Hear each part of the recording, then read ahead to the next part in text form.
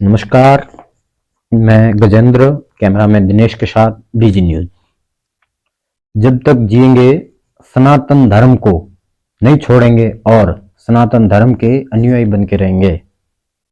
ये बात कहने वाला एक 27 वर्षीय बालक, या आप कह सकते हो एक किशोर, जिसका नाम आप सब जानते हो, बागेश्वर धाम सरकार, या इनको धीरेन्द्र कृष्ण शास्त्री के नाम से भी जानते हैं। अभी कुछ दिनों से न्यूज में और मीडिया के अंदर ये नाम बहुत ही प्रचलित है। तो आखिर कौन है ये धीरेन्द्र कृष्ण शास्त्री, और क्या वास्तव में जो ये काम कर रहे हैं ये कोई छलावा है, या वास्तव में इनके पास कोई दिव्य दृष्टि है, या फिर कोई दिव्य शक्ति है। छत्तरगढ़ मध्य प्रदेश के गढ़ा गांव में बागेश्वर धाम बालाजी का एक मंदिर है। वहां के ये मठाधीश है और ये एक दिव्य दरबार लगाते हैं। वहां पर ये सामने वाले व्यक्ति के नाम से एक पर्चा बनाते हैं और उस पर्चे में उस व्यक्ति को देखकर पहले से वो लिख देते हैं कि इसको क्या समस्या है, ये क्या समस्या लेके आया है, या फिर ये इसके मन में भी क्या चल रहा है। तो अभी सभी लोग इस विषय पर ज्यादा चर्चा क्यों कर रहे हैं, या ये बात ज्यादा चर्चा में क्यों है, इस पर बात करते हैं। तो बात कुछ इस प्रकार से है कि नागपुर के महाराष्ट्र में इनका कोई कथा का प्रोग्राम था। तो प्रोग्राम 13 तारीख तक चलना था, 13 जनवरी तक, परंतु इन्होंने समय के अभाव से इनको कहीं और भी दरबार लगाना था, इसलिए 11 तारीख तक पूरा कर दिया। महाराष्ट्र में एक समिति बनी हुई है जिसका नाम है अंधश्रद्धा उन्मूलन समिति। जब इन्होंने वहां दिव्य दरबार लगाया तो उस समिति ने इन पर आरोप लगाया कि भाई आप समाज के अंदर अंधविश्वास फैला रहे हो, आप भूत प्रेत जादू टोना आदि सब बातों पर ऐसा है, आप लोगों में भ्रम फैला रहे हो और इसके लिए आपको प्रमाण देना पड़ेगा। तो इन्होंने कहा भी था कि भाई हाँ हम प्रमाण देंगे, परंतु इन्होंने बताया कि इनको रायपुर छत्तीसगढ़ के अंदर इनका एक और वहां पर राम कथा का प्रोग्राम है, इसलिए इनको वहां जाना पड़ा। इसलिए इन्होंने 11 तारीख को वहां से रायपुर चले गए। तो इस पर उस समिति ने माना कि ये जो धीरेन्द्र कृष्ण शास्त्री है ये एक भगोड़ा है। तो वास्तव में ऐसा नहीं था, क्योंकि उनको उनका दिव्य दरबार लगाना था रायपुर छत्तीसगढ़ में, इसलिए वो वहां चले गए। और अभी एक्सपेंसिव न्यूज के अंदर बहुत सारे न्यूज के जो चैनल थे या न्यूज रिपोर्टर थे, उनके सामने उन्होंने ये साबित किया कि वास्तव में जो वो पर्चे में लिखते हैं वो बिना देखे, बिना सामने वाले को जाने लिखते हैं। आप सबने ये बहुत सारे न्यूज चैनल पर भी देखा होगा। लेकिन ये सारा विवाद क्यों उठा? इस चीज पर जब हमने पड़ताल की तो पता चला कि इन्होंने एक बयान दिया टीवी पर कि अभी वर्तमान में धर्मांतरण, यानी कि हिंदू समाज के जो लोग हैं, जो हिंदू है, वो अपना धर्मांतरण कर रहे हैं, ईसाई बन रहे हैं या फिर अन्य किसी अन्य धर्म को ग्रहण कर रहे हैं। इन्होंने बताया कि इनको विवादित या विवाद में फंसाने का एक ही कारण है, क्योंकि इन्होंने सत्य सनातन धर्म में उन लोगों की वापसी करवाई। इन्होंने कहा कि मैं जब तक जीऊंगा तब तक सनातन धर्म का अनुयायी रहूंगा। यही बात इनके विरोधियों को खली और उन्होंने इन पर आरोप लगाया।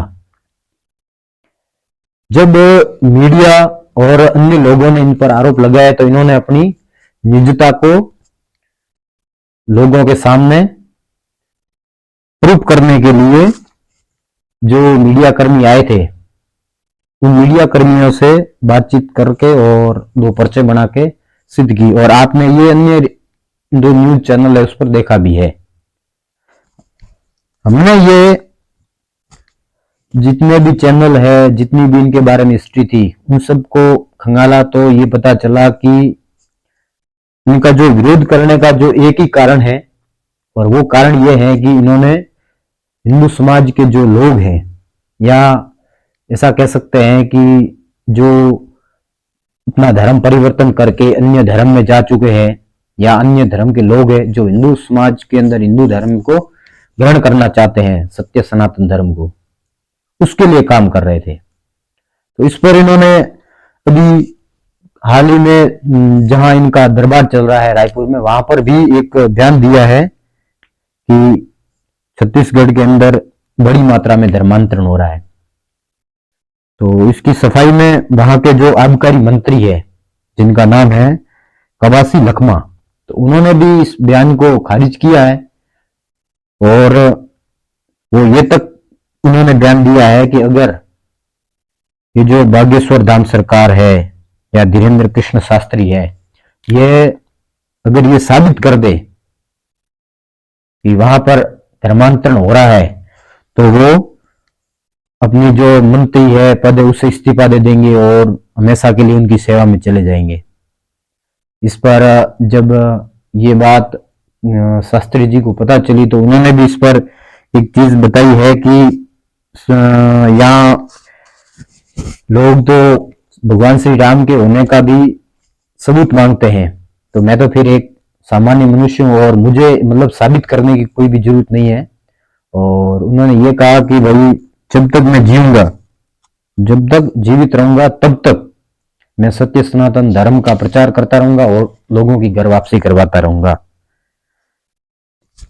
आखिर क्या कारण होता है कि कोई अगर सत्य सनातन धर्म और हिंदू समाज के लिए काम करता है तो उस पर उंगलियां उठती है?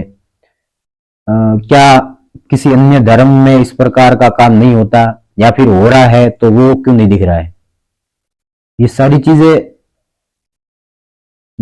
हम कोई उनके अनुयायी नहीं है या हम किसी के खिलाफ नहीं है। हमने ये सारे विश्लेषण किया है, उस सारे न्यूज जो भी विभिन्न प्रकार के न्यूज चैनल चला रहे हैं, या विभिन्न प्रकार के आर्टिकल आ रहे हैं, या फिर कुछ लोग हैं जो उनसे जुड़े हुए हैं, या कुछ लोग वो हैं जो उस क्षेत्र में रहते हैं, उन सब लोगों की जो बातें हैं या उनसे जो सूचना मिली या उनसे जो इंफॉर्मेशन मिली, उन सबको मिला के हमने ये सोचा कि कम से कम जो लोगों में भ्रम है कि भाई जो बालाजी के जो पिताधीश है जिनका नाम धीरेन्द्र कृष्ण शास्त्री है, कि उनके बारे में जो चीजें बताई जा रही वो सत्य है क्या, कितना सत्य है। तो कुछ लोग इस चीज को, धर्म को अंधविश्वास मानते हैं, कुछ लोगों की श्रद्धा होती है, परंतु कुछ ऐसे भी लोग हैं जो इस चीज को नकारते भी है और इसका विरोध भी करते हैं। क्यों करते हैं इसका तो उनके पास ही आंसर हो सकता है, परंतु सत्य यह है कि अगर आप सत्य सनातन धर्म को मानते हो तो जो ये सब हो रहा है ये सत्य है। उन्होंने किसी से जान नहीं, पहचान नहीं, फिर भी उनके बारे में जो उनकी साधना है उनके अनुसार वो पर्चा वगैरह बनाते हैं।